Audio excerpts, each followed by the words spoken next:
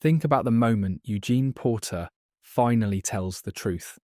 Season 5 on the road to Washington, after miles and miles of a lie that kept Abraham Ford moving when he had nothing else to move toward. Eugene admits there is no cure. There is no mission. There never was. And Abraham's response, and the way it shatters him before he rebuilds, tells us something quietly important. Eugene's lie was sophisticated. It was sustainable. It correctly identified what a grieving, purposeless man needed to believe. Was it the most intelligent thing anyone did in those first seasons? Or the most reckless? That question, about what intelligence actually looks like in a world with rewritten rules, is the one I keep turning over. Because The Walking Dead is full of people who are smart. The question is, which kind of smart saved anyone? Tonight, let's find out together. Let's start before the walkers, because that's where the definitions were set. In the world it used to be, with its old categories of who was clever and who wasn't, Rick Grimes was a police officer. That carries a specific training: threat assessment, de-escalation, the management of dangerous situations through a combination of authority and calibrated force. Shane Walsh was his partner. Same training, different instincts. When the world ended and Rick was still in that hospital bed, Shane was the one who blocked the door, who got survivors moving, who read the new reality faster and adapted to it before anyone else had processed what was happening. Both men carried the same credentials. One of them was already thinking in the new language before the other had even woken up. That contrast, Rick and Shane in Season 1, applying different versions of the same baseline to radically different effect, is The Walking Dead's opening argument about what intelligence actually is. It's not about credentials. It's not about education or formal training or some abstract measure of mental capacity. It's about which model of the world you're running at any given moment and whether that model matches the world you're actually in. Shane's model updated faster in those early weeks. He read which old rules had been rewritten and which were still in force, and he adapted accordingly. For a while before the grief and the guilt caught up with him, that pragmatic updating kept more people alive than Rick's more principled model managed to. And then there's Dale Horvath. Dale, who watches the group from the roof of his RV with a pair of binoculars and sees nearly everything. Dale, who in Season 2 reads Shane's threat to the group with remarkable accuracy, long before anyone else admits what they're quietly sensing. Dale, who goes from person to person at Hershel's farm, arguing for Randall's life, making the right moral case, with the right reasoning, to the right people, and fails entirely. He is overruled, and then the world removes him shortly afterward, in a field in the dark, in one of the show's most abrupt exits. Dale's death is the pilot episode's thesis restated in the plainest possible terms. Being right does not protect you. Having the accurate read on a situation does not guarantee survival. Intelligence in this world is a necessary condition, but nowhere near a sufficient one.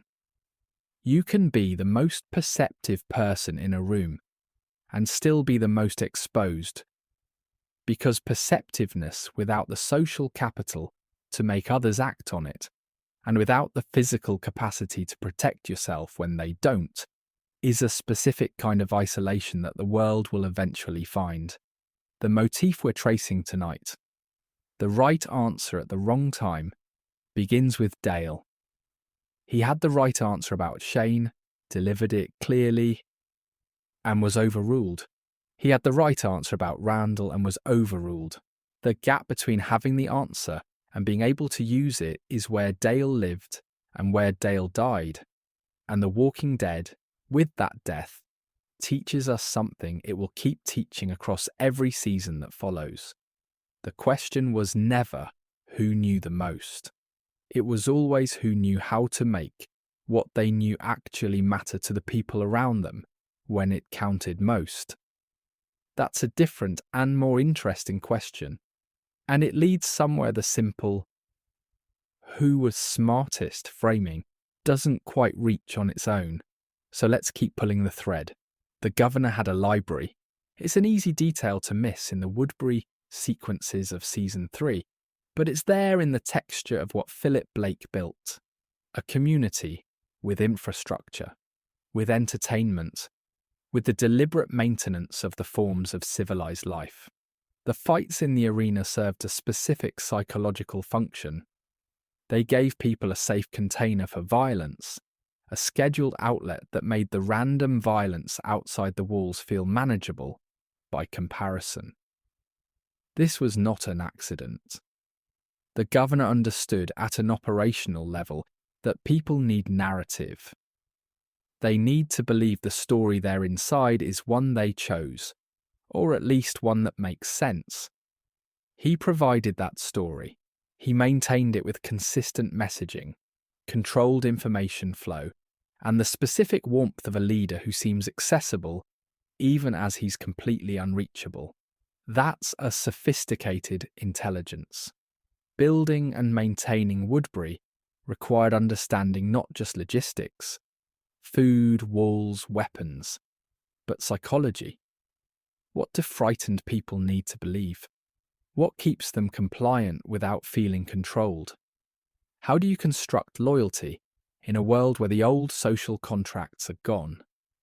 The governor had answers to these questions, and the answers worked for a while.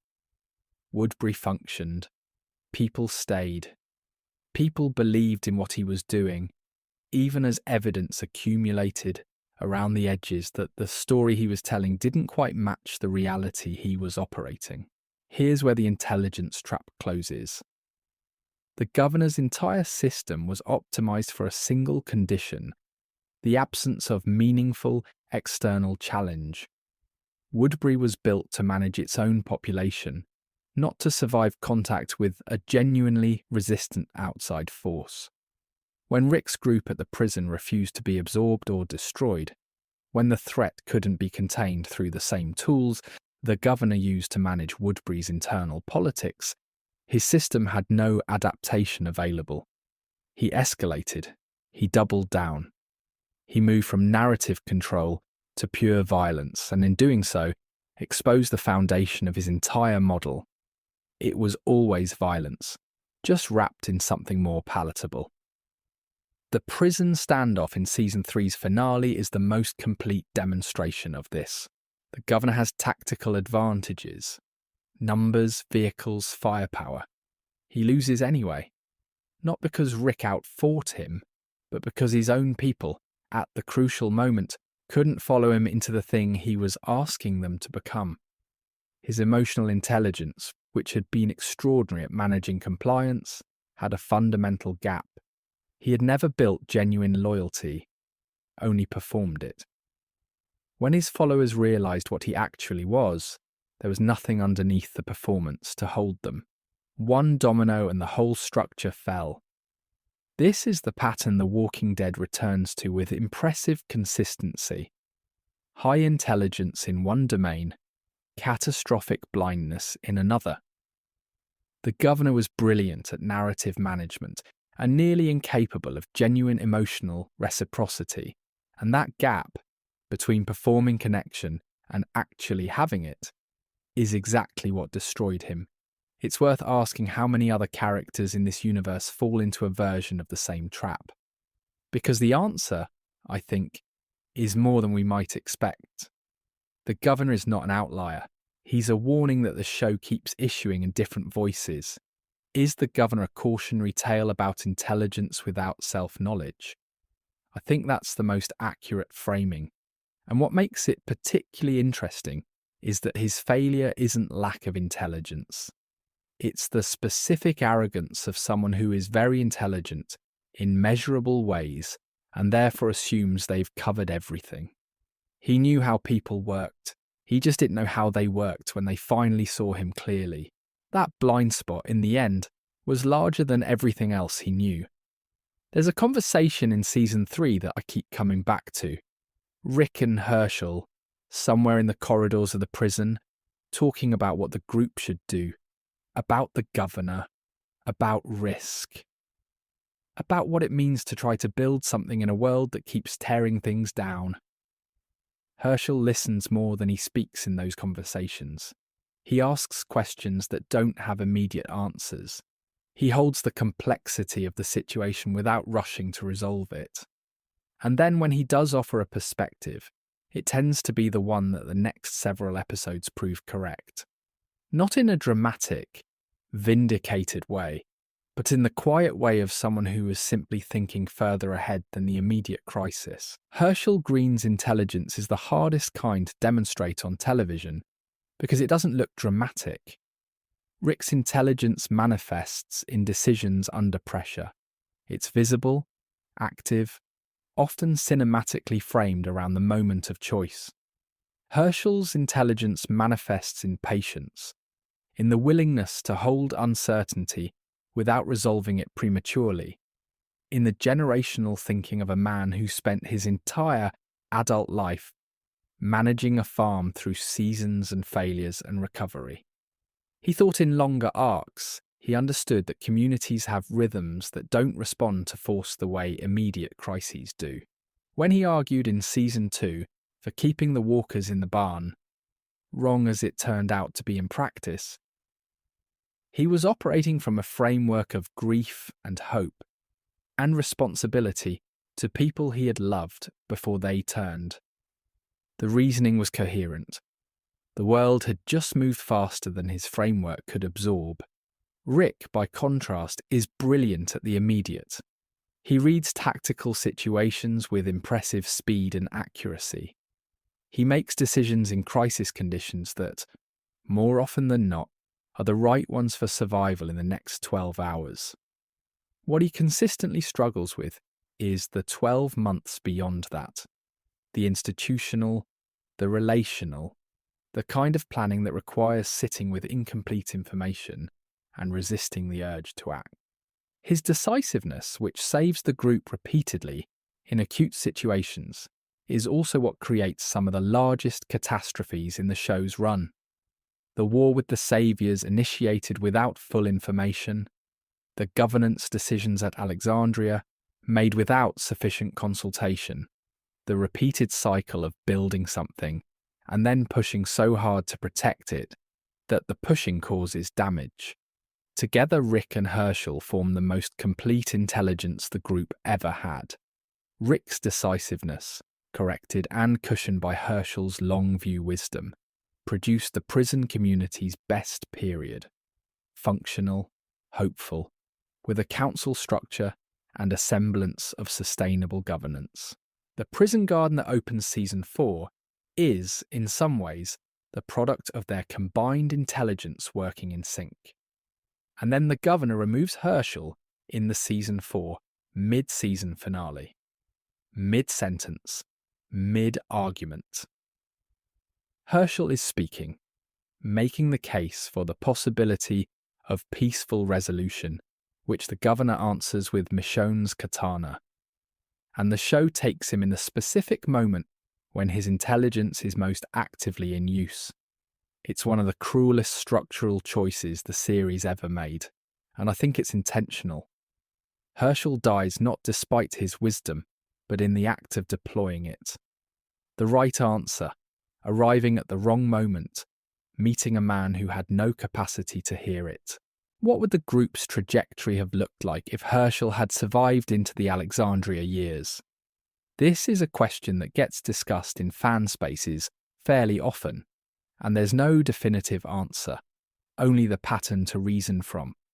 My guess, clearly framed as theory, Hershel's presence at Alexandria would have significantly changed the first contact dynamics. He would have counselled patience in ways Rick wasn't able to access alone. He would have been the voice that the Alexandrians could hear. Because his manner of leadership didn't carry the threat that Rick's did, he might have been the thing that made the transition into Alexandria's community less disruptive. and potentially the thing that gave Rick's decision-making the long-view correction it kept needing and couldn't reliably find after the prison fell. That's speculation. But the absence of Hershel's intelligence is something the show demonstrates through consequence, rather than directly. You feel it in the decisions that go wrong in seasons 5 and 6 that might have gone differently with his counsel present. And that's where the pattern starts to click. Or at least, it might. Here's what Carol Pelletier does in the season 5 premiere, in the first minutes after the group escapes Terminus. The survivors are out, they're moving, they're trying to put distance between themselves and what just happened.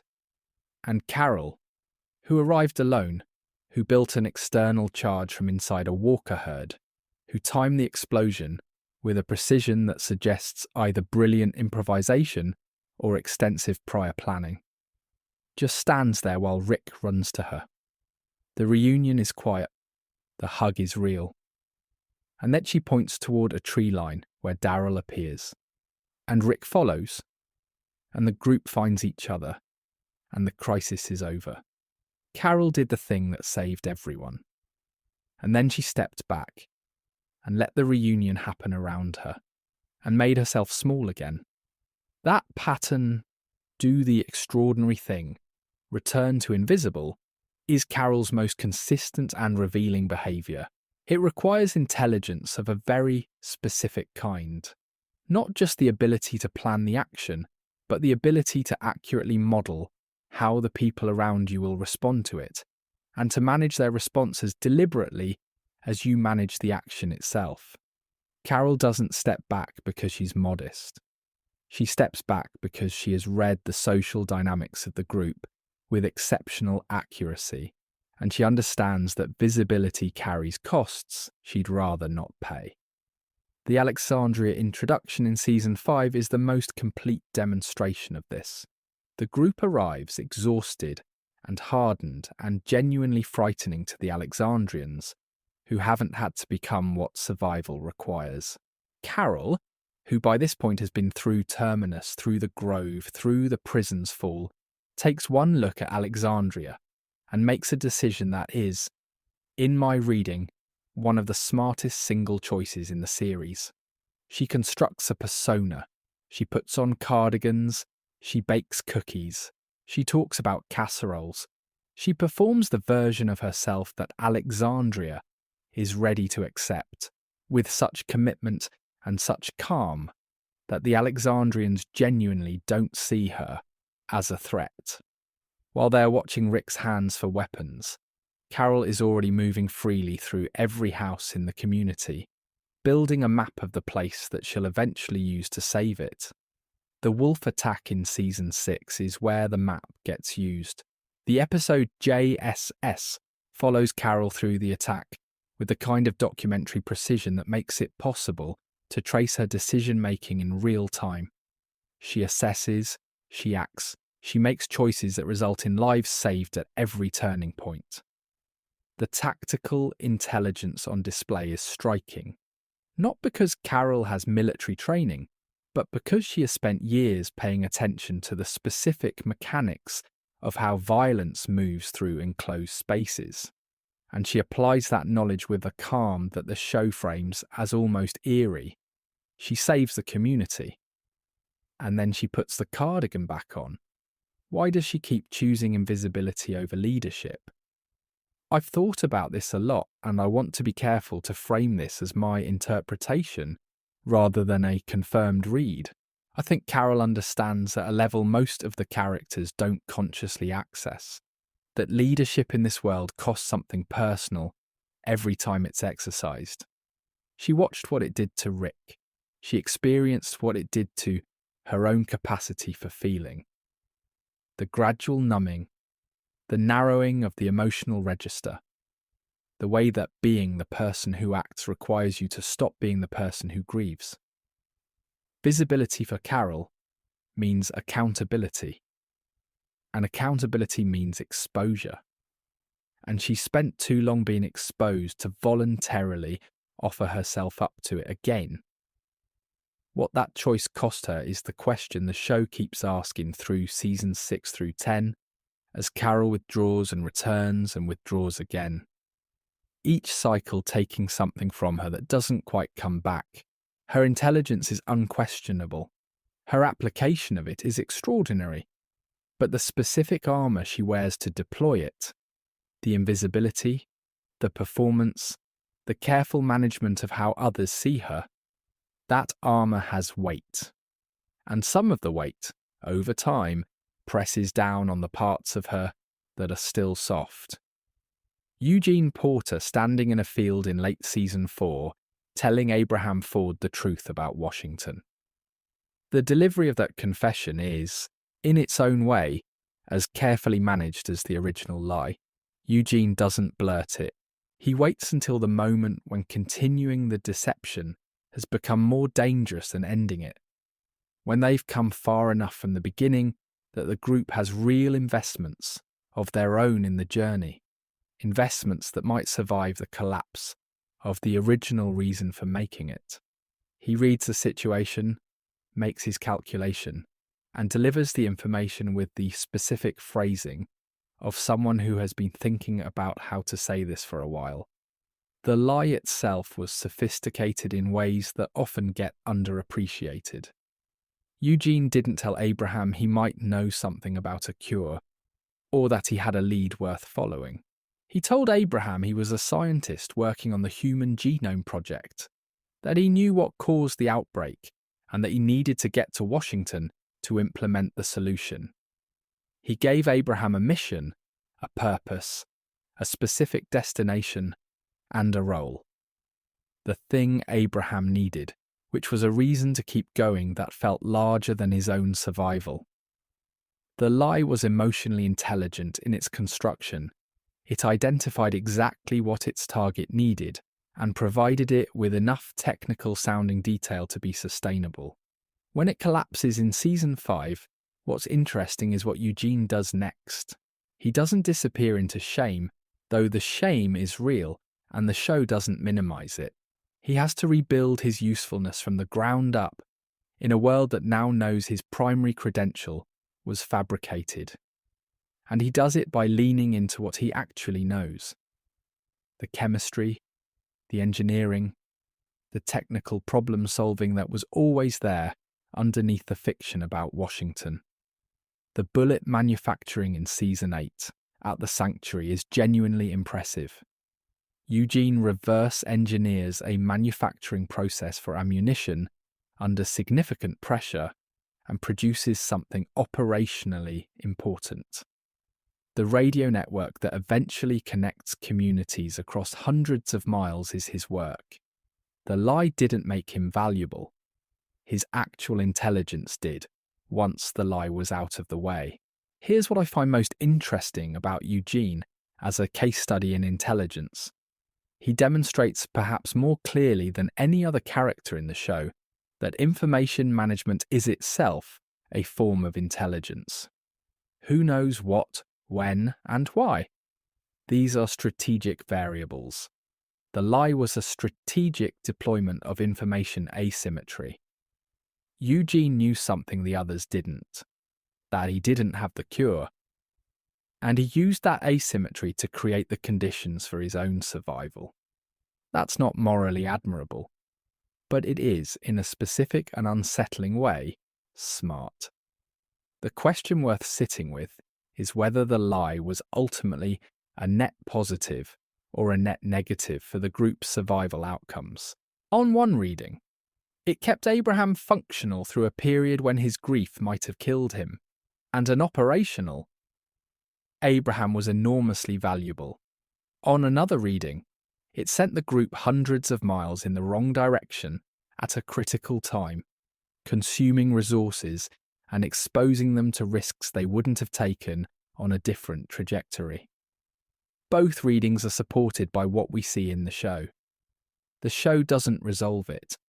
It lets the ambiguity stand, which is the honest thing to do.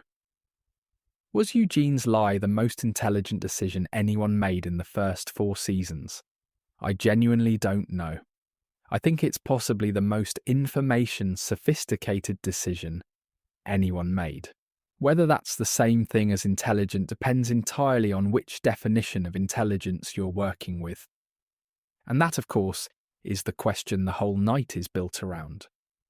Michonne arrives in Season 3 with 2 armless walkers on chains and a katana she handles with the fluency that communicates without a single line of explanation that she has been surviving in this world alone for long enough to have developed an entirely personal methodology. The armless walkers are the detail that stops you. Someone looked at the way walkers function, at what they respond to and what they ignore, and derived a camouflage system from first principles. That's not intuition. That's applied observation, the kind that requires sustained, careful attention to something most people are trying not to look at. Andrea was with Michonne in those months between the farm and the prison. They survived together through the winter, according to what Michonne says in Season 3. Same conditions, same time frame, dramatically different survival outcomes. Andrea ends up in Woodbury, in a cell, eventually dying in a situation that was partly the consequence of misreading the governor's true nature. Michonne reads him immediately, distrusts him from the first encounter, and leaves before the trap closes. Why the difference? I think it comes down to a specific kind of intelligence that Michonne has, and Andrea, as written, doesn't quite access. The ability to trust her own threat assessment over the comfort of believing a more reassuring narrative. The governor told a good story. Andrea chose to believe it. Michonne looked at the same story and asked what it was covering and then left. That's not a moral superiority. It's a cognitive one. Michonne was more suspicious of seductive narratives than Andrea was. She'd apparently built that suspicion into her survival practice. Assume the comfortable explanation is probably wrong. Verify before trusting. Never let the relief of a warm building make you stop reading the people inside it.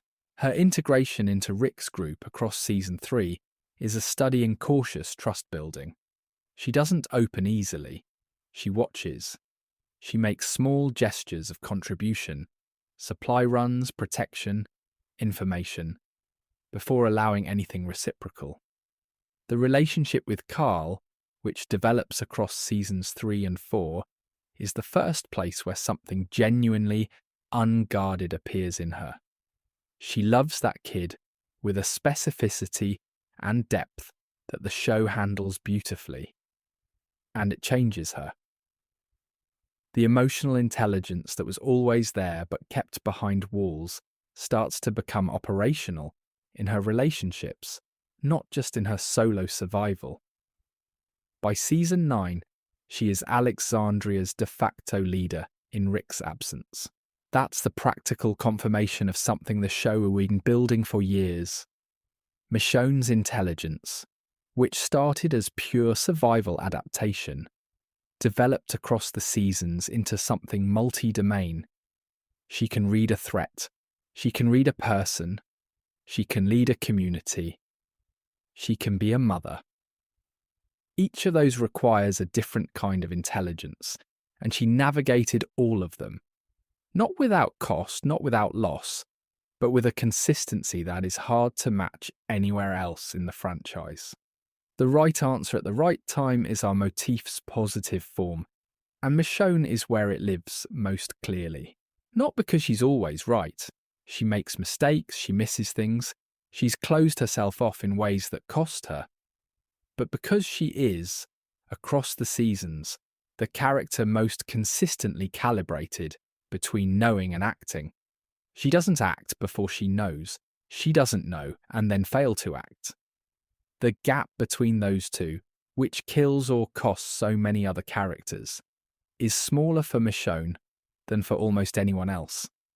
Is she the show's clearest example of genuine multi-domain intelligence? I think she might be the strongest candidate. Some fans would argue for Carol, and that's a legitimate case. We're going to make it fully in a moment. Others would argue for Hershel. On the grounds that wisdom is a form of intelligence the show consistently undervalues.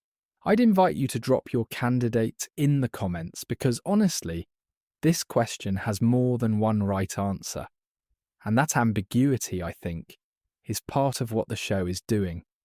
But Michonne, the woman who survived alone, built a system from observation, integrated herself into a community without losing herself, led when leading was needed, and then crossed the world alone for the person she loved.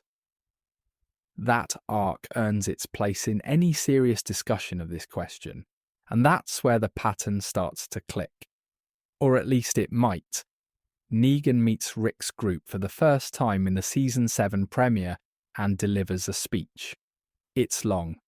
It's theatrical. It's carefully constructed to do multiple things simultaneously. Establish dominance, demonstrate that the rules have changed, make an example that is horrifying enough to ensure compliance, but not so wholesale destructive that it eliminates the group's capacity to be productive. He needs them afraid and functional. The speech is calibrated for that outcome. He even acknowledges during it that he's doing something that requires precise execution, that killing all of them would be wasteful, that what he wants is ongoing extraction, not immediate destruction. He is thinking economically, in the language of systems. People are a resource. That line, and I want to be careful here to note that the phrasing across different rewatches and transcripts has slight variations, so I'm presenting the idea rather than claiming a verbatim quote, captures the essential logic of how Negan runs the Saviors. It's a human capital framework applied to a post-apocalyptic feudal system. The tribute model, where communities produce and the Saviors take half, is economically sophisticated.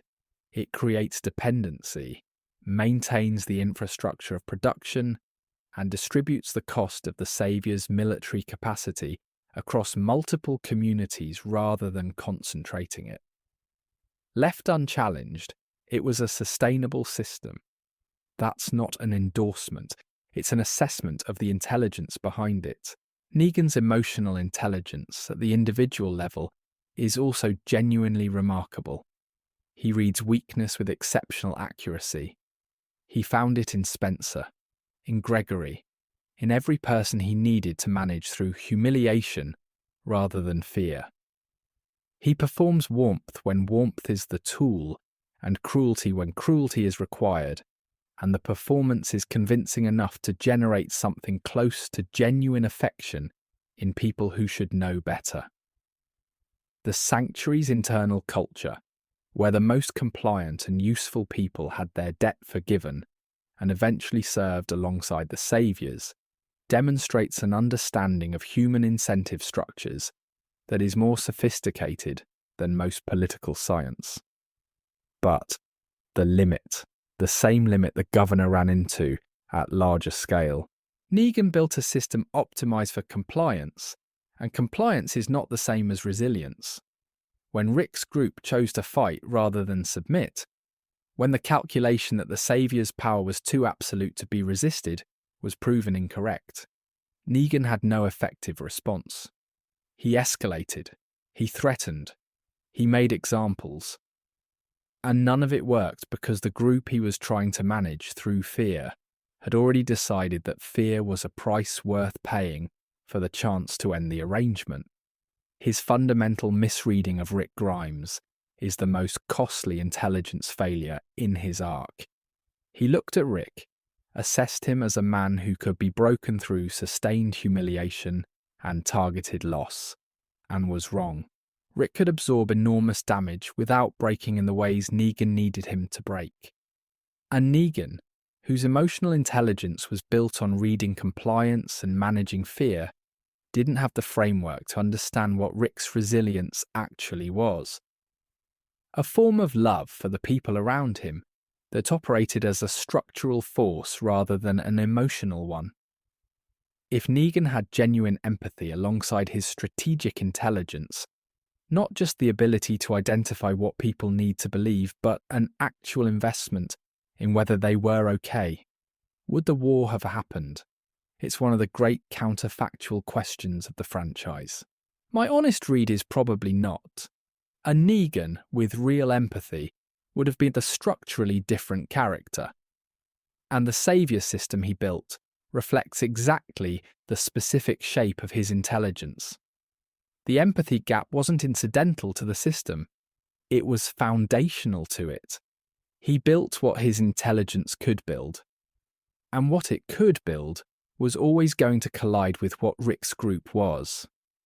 Maggie Rhee in Season 2 is a young woman helping run her father's farm, practical and competent in the specific way of someone who grew up in agricultural labour and learned to solve problems with the tools available. She is not a leader in that season. She's a daughter, a survivor, someone who is figuring out what the world has become at roughly the same rate as everyone around her.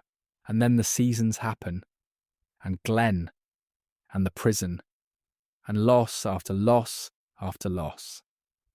And in Season 6, when the hilltop is established and its previous leader has been removed, Maggie steps into a governance role that she genuinely had no formal preparation for, and begins to figure it out with a specific kind of intelligence that the show is very careful to distinguish from Rick's. Rick's leadership intelligence is, as we've discussed, primarily decisive and tactical. He identifies threats, he formulates responses, he acts. What he does less naturally is build the collaborative infrastructure that makes a community sustainable after the immediate threat is managed. Maggie, starting at Hilltop, begins immediately building councils, seeking advisors, creating structures that distribute decision-making rather than centralizing it in herself. It's a different model of leadership, and it's a different kind of intelligence.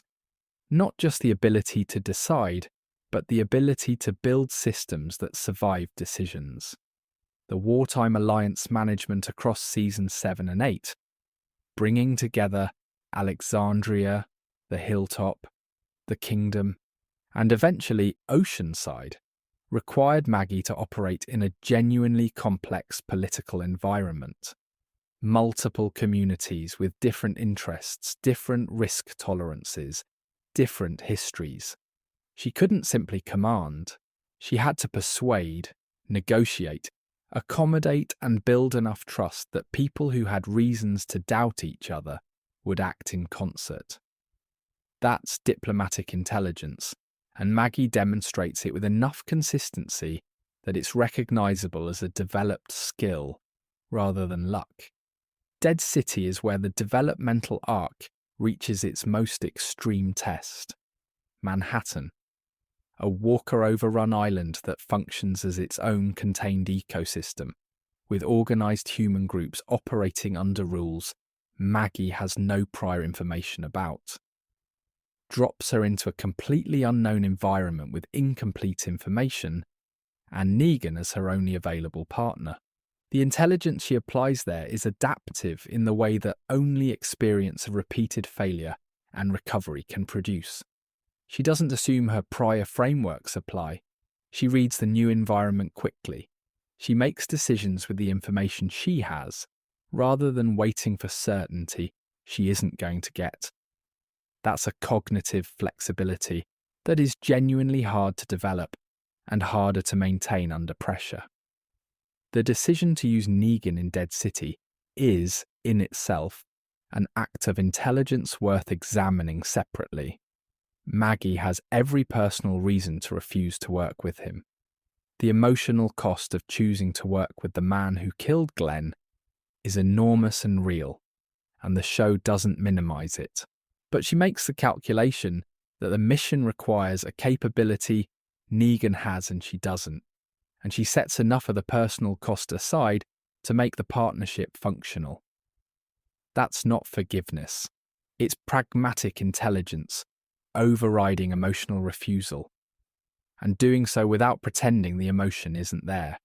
She uses him, and she hates it, and she does it anyway.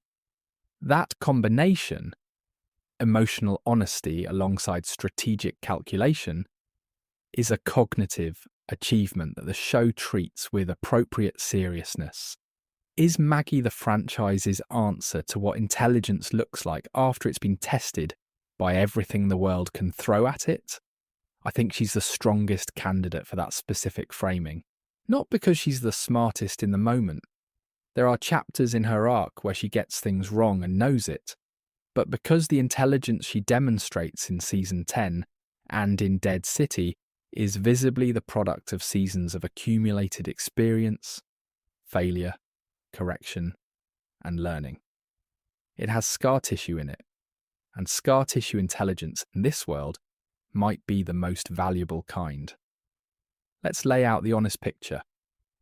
Every candidate for smartest person in The Walking Dead has a domain and a corresponding blind spot. And the blind spots, when you line them up, form a pattern. Carol is theatrically and socially brilliant. She reads people with an accuracy that approaches the uncanny. She constructs strategic personas so well that neither the audience nor the characters around her can always tell where the performance ends. But her armour, the invisibility she uses to protect herself while she deploys her intelligence, comes at an ongoing personal cost. The Season 10 episodes, where Carol's grief over Henry drives her into decisions that nearly get her killed at the cave complex, are the clearest demonstration of this. The emotional wall that makes her tactically effective is also the thing that, when it cracks catastrophically. Her intelligence has a load-bearing structure that her pain keeps threatening to compromise. Eugene is information intelligent. He understands systems, logistics, the technical architecture of how things work, and the strategic management of what people know. But he is profoundly dependent on others for his physical and emotional survival. Without Abraham, without the group's protection, without the social structure that allows him to be useful rather than vulnerable, Eugene's intelligence has nowhere to operate. He's brilliant inside a functioning community and nearly helpless outside one. That dependency isn't a character flaw, it's a genuine cognitive profile, and the show treats it honestly. But it means Eugene's intelligence is inherently relational in a way that limits its independence. Michonne is survival adaptive and emotionally intelligent in ways she earned painfully and deployed with extraordinary consistency. Her relative limitation is the closed-off quality that made her survival possible and her integration into community difficult. She's not naturally collaborative. She has to learn trust, and the learning takes long enough that her intelligence sometimes operates in isolation, when it would function better in concert. She corrects for this over time, which is its own form of intelligence. But the correction is never fully complete. Negan is psychologically sophisticated in ways that produced one of the franchise's most formidable antagonists and one of its most complicated, ongoing presences. His blind spot, the inability to distinguish compliance from genuine loyalty, the misreading of resilience as stubbornness rather than love, is, as we've explored, the thing that cost him everything he built. Maggie is developmentally intelligent. She learns fast. She builds systems. She applies accumulated knowledge with increasing precision. The limitation is the grief-shaped nature of her development. She is sharpened by loss in ways that both clarify and constrain. What she knows partly because of what it cost her. And carrying that cost while remaining functional requires an ongoing effort that sometimes shows. So here's the theory, framed as clearly as I can frame it. The Walking Dead doesn't have a smartest person. It has a franchise-wide argument, made consistently across seasons and spin-offs, that survival intelligence is relational rather than individual. Every character who demonstrates exceptional intelligence in one domain needs the people around them to fill what that intelligence can't reach. The show keeps putting its most individually intelligent characters in situations that reveal their blind spots, not to humiliate them, but to demonstrate structurally that the closed system always fails. The governor system, Negan's system, even Carol's careful self-sufficiency. What survives is not the person with the most intelligence. It's the group that has learned how to allocate the intelligence it has. What if the smartest thing anyone does in this show is choosing who to trust? Not what to think, not what to plan, not how to execute, but the prior choice, the foundational one. Who do I bring into this with me? Carol choosing Daryl, Rick choosing Hershel's counsel, Maggie choosing, against everything, to bring Negan into Manhattan. Eugene choosing to finally tell the truth to people who could have left him for it and didn't. The trust choices in this reading are the intelligent choices, and they're almost never made from a position of certainty. They're made from a position of need and hope, and the very human decision to extend something before you know whether it'll be caught. There are characters in this story whose intelligence the show consistently undervalues.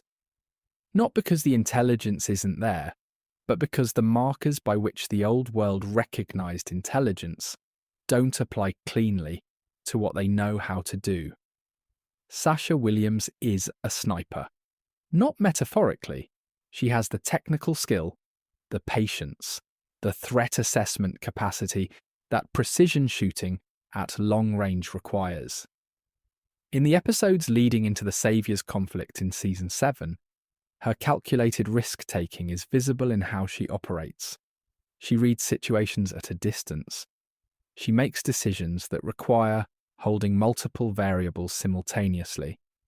She acts when action is warranted and waits when waiting is the better choice. These are sophisticated cognitive tasks. The show tends to frame Sasha through her grief. For Bob, for Tyrese, for the compounding losses that eventually drive her toward the sacrifice in the Season 7 finale. And the grief is real and important. But it sometimes obscures the tactical intelligence that was present and operational throughout. Sasha's intelligence was never the kind that announces itself. It was the kind that kept people alive from a distance, quietly. Daryl Dixon's intelligence is environmental in a way that the series' other dominant intelligences aren't. He tracks. He reads landscapes and weather patterns and animal behaviour and the specific signatures that walker movement leaves in terrain. He navigates by sensory information that most of the other characters don't have the training to access. In a post-civilization world, where the most dangerous environments are the ones outside the walls, Daryl's intelligence is operationally indispensable. The group literally cannot function at full capacity without what he knows how to do. The fact that it doesn't come wrapped in speeches or strategies doesn't make it less sophisticated. It makes it differently sophisticated, embodied, practical, located in the physical world in ways that other forms of intelligence can't easily replicate. Carol's Season 6 performance at Alexandria deserves its own moment of sustained attention, because I think it's the most complete single demonstration of applied social intelligence in the franchise. In the space of a few episodes, she reads an entire community, its hierarchies, its anxieties, its unspoken social contracts, with enough accuracy to construct a persona that gives her maximum freedom of movement within that community. She is simultaneously gathering intelligence and managing how she's perceived. She is performing vulnerability while maintaining capability. And she does all of this without anyone in Alexandria having the faintest sense that they're being read. That's extraordinary. That's a level of social intelligence that would be remarkable in any context, let alone the context of a group of people who have been traumatized by the world's end and are operating on limited sleep and constant threat assessment. The theory that this suggests, and I want to be clear, this is my interpretation, is that The Walking Dead is quietly making an argument against conventional intelligence hierarchies. The characters the old world would have credentialed as intelligent, the doctors, the scientists, the formally educated, are not reliably the ones whose intelligence matters most in the new world. Eugene, with his actual scientific knowledge, was more useful as a bullet manufacturer than as a scientist. Hershel's veterinary training extended to field surgery. The frameworks built for the old world's problems transfer imperfectly to the new world's. Meanwhile, the tracking knowledge that Daryl developed outside any formal educational context, the social reading that Carol developed, arguably, partly from the experience of surviving Ed, the tactical instincts that Sasha refined in ways the show never quite gave her full credit for. These are the intelligences the new world actually runs on. The show keeps showing us this, and only occasionally making it explicit. But if you're paying attention, across season after season, the argument is there. The apocalypse didn't just end civilization, it redistributed what counts as knowledge. And the people who adapted fastest to that redistribution were often the ones the old world had been least interested in credentialing. Is that a statement about survival, or something a little bigger? I'll let you sit with that one. The CRM, the Civic Republic Military, is the Walking Dead universe's most sophisticated institutional intelligence, and it's important to understand what that means and what it doesn't mean. Introduced through World Beyond and fully explored in The Ones Who Live, which aired in 2024, the CRM operates at a scale that makes every community-level governance we've seen in the franchise look provisional. Long horizon planning, information control across multiple settlements, resource optimization at a civilizational level, military capacity that dwarfs anything Rick's group or the Saviors could mobilize. By every conventional metric of institutional intelligence, the CRM is the franchise's most impressive demonstration of organized human capacity in the post-apocalypse. And it's still wrong, not tactically, not operationally. The CRM functions. It maintains the Civic Republic. It protects a population of 100,000 people. It conducts what it frames as research toward rebuilding civilization. All of this is real, but the CRM's intelligence is entirely in service of its own perpetuation.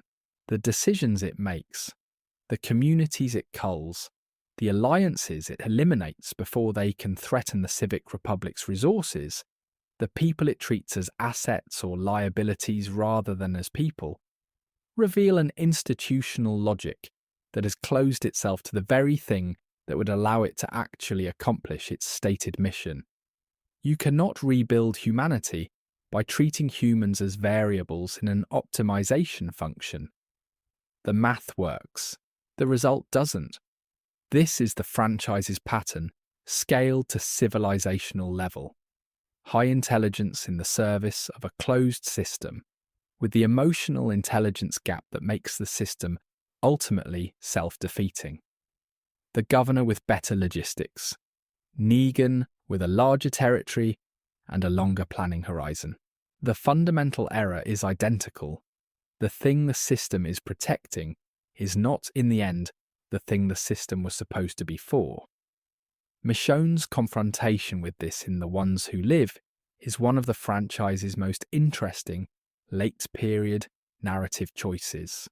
She doesn't dismantle the CRM through superior tactical intelligence. She does something simpler and harder. She holds on to love as a structural commitment when the CRM's entire architecture is built on the premise that individual attachment is a liability. She retrieves Rick not by outthinking the institution, but by refusing to accept the institutional logic that people are resources.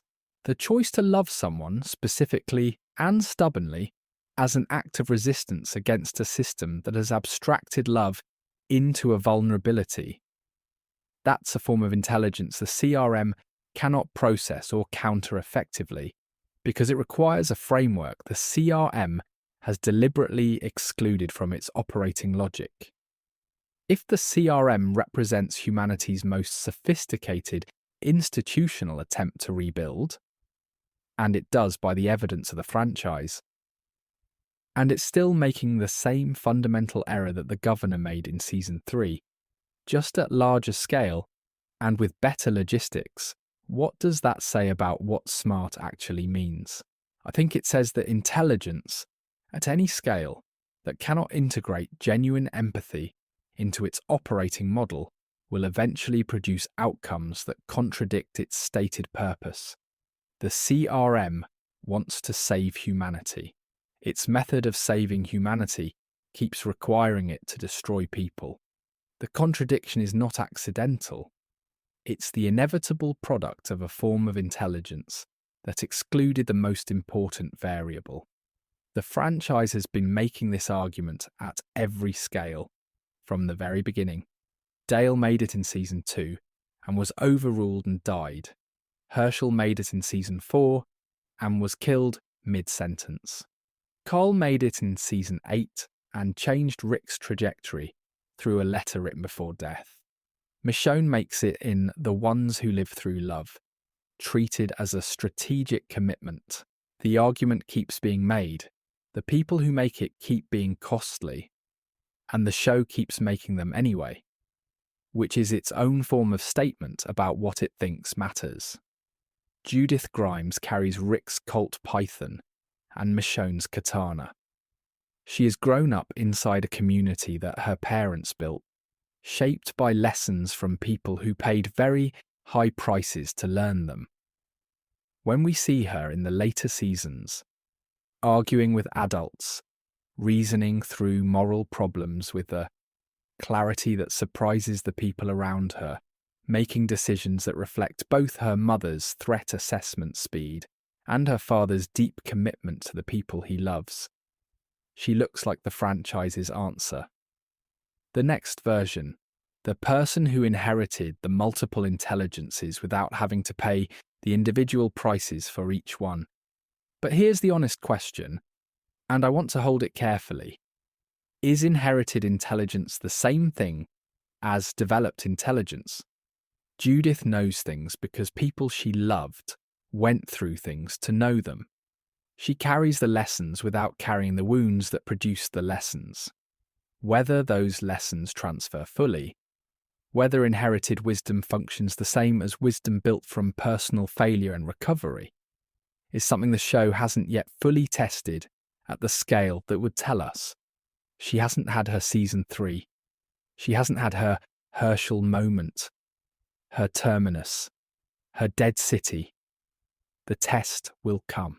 And what she does with what she's inherited, in the conditions the test creates, will determine whether the Walking Dead's implicit argument that intelligence can be transmitted, that found family can function as a vehicle for accumulated wisdom, is actually true. The counterpoint that some fans raise, and I think it deserves serious consideration, Glenn Rhee might have been the franchise's most consistently multi-domain intelligent character, and the show destroyed him before it fully demonstrated what that intelligence could build. Glenn was emotionally intelligent. His relationships are built on genuine attention and care that the show consistently validates as accurate. He was tactically capable. His supply runs, his navigational ability, his survival in situations that kill people with more combat experience. He was relationally intelligent in the deep sense. He understood people's needs and responded to them without the manipulation that Negan uses or the performance that Carol employs. He was moral in a way that the show frames as a positive, cognitive quality rather than a naivety. He made better decisions more often than characters with more conventional markers of intelligence. And the show killed him in the most brutal way available in Season 7 precisely when he was demonstrating that intelligence, reaching toward Negan in a moment of protective instinct, as the last act of his life. Some fans read this as the franchise confirming that Glenn's kind of intelligence couldn't survive in this world. Others read it as the franchise making a statement about what the world destroys to its own cost. I find myself in the second camp, but I want to hold both readings without collapsing one into the other, because both are genuinely supported by what the show shows us. What's not in question is that Glenn's loss removed something from the group's intelligence that they never fully replaced, a specific quality of relational attentiveness and moral clarity that the remaining characters have, at various times and with varying success, tried to partially reconstruct. Does The Walking Dead believe intelligence can be passed on, or does every generation have to earn it through loss? Judith suggests the former. The franchise's body of evidence suggests the latter is probably more honest, but also that the attempt to pass it on, to protect the next generation from having to pay the same prices, is itself one of the most intelligent and most human things the show's survivors consistently try to do. If Judith is the answer, is she smart enough to break the pattern? I hope so. The show hasn't told us yet. And that open question, honestly held, is part of what the franchise is still working toward. Let's go back to Eugene and the mullet and the lie that kept Abraham moving. Here's what that image looks like now, carrying everything we've walked through tonight. The sophisticated lie, the one that identified exactly what its audience needed, constructed a story to provide it, and sustained itself across hundreds of miles, was in the end a bridge. It got people from one place to another. It got them far enough that when the bridge collapsed, they had already developed reasons of their own to keep going. Eugene's actual intelligence, the chemistry, the engineering, the radio network, the bullet factory, was waiting on the other side of the lie's collapse, and it turned out to be valuable enough that the group kept him even after the deception. The lie was the wrong answer in a narrow sense and possibly the right answer in a larger one. Or the other way around, the show doesn't fully resolve it. That ambiguity, the right answer at the wrong time or the wrong answer that accidentally served the right purpose, is our motif's final shape, and the franchise's arc, looking at it whole, bends towards something, not toward a single smartest person. Toward the people who figured out, sometimes painfully, sometimes accidentally, sometimes through accumulated loss, how to make their specific intelligence available to the people around them. Carol, who eventually stopped hiding the full weight of what she was capable of. Eugene, whose lie gave way to genuine contribution. Michonne, who opened herself to love and community after building her survival practice around not needing either. Maggie, who learned to build structures that could survive her own absence. Hershel, who spoke the long view wisdom available to him right up until the moment the world stopped listening. The found family in The Walking Dead is, in this reading, a distributed intelligence system. Each member carries something the others don't have. Rick's decisiveness, Hershel's long view, Carol's social reading, Daryl's environmental knowledge, Glenn's relational attentiveness, Michonne's threat calibration, Sasha's tactical patience, Maggie's developmental learning, Eugene's technical capacity. None of these intelligences is sufficient alone. Every one of them has a domain and a blind spot, but together they constitute something that approaches genuine wisdom, the kind that can navigate both the immediate crisis and the longer arc of trying to build something worth surviving for. The show's most complete communities, the prison at its best, Alexandria at its peak, are the ones where multiple kinds of intelligence are present and being used in concert. The communities that fail tend to be the ones structured around a single dominant intelligence. Woodbury, around the governor's narrative management. The sanctuary around Negan's psychological sophistication. The CRM around its institutional optimization logic. The ones that survive tend to be the ones with the most distributed cognitive diversity. The right answer at the right time. That's where our motif resolves. Not in one person who always had it. In the group that learned slowly and at great cost to listen to the right voice in the right moment. To trust Carol when the social reading mattered. To trust Daryl when the tracking mattered. To trust Hershel when the long view was what the situation needed. To trust Eugene when the technical problem required a technical mind. To trust Maggie when the governance question required someone who had learned from failure. The intelligence was always distributed. The wisdom was in the distribution. What was the smartest thing anyone did in The Walking Dead? I keep coming back to the same answer, framed as theory because I can't prove it from canon alone. The smartest thing anyone did was stay, was choose the people around them and commit to that choice, even when the choice was costly, even when it would have been safer and easier to go alone. Because alone, every one of these characters has a blind spot the world will eventually find. Together, they cover each other's gaps. Eugene lied about Washington. That's a fact. And the lie brought Abraham, and Abraham brought Eugene, and Eugene eventually built the radio network that connected communities across hundreds of miles, which is the actual thing that might save what's left of the world. The right answer travelled a long, complicated road to get there, but it got there.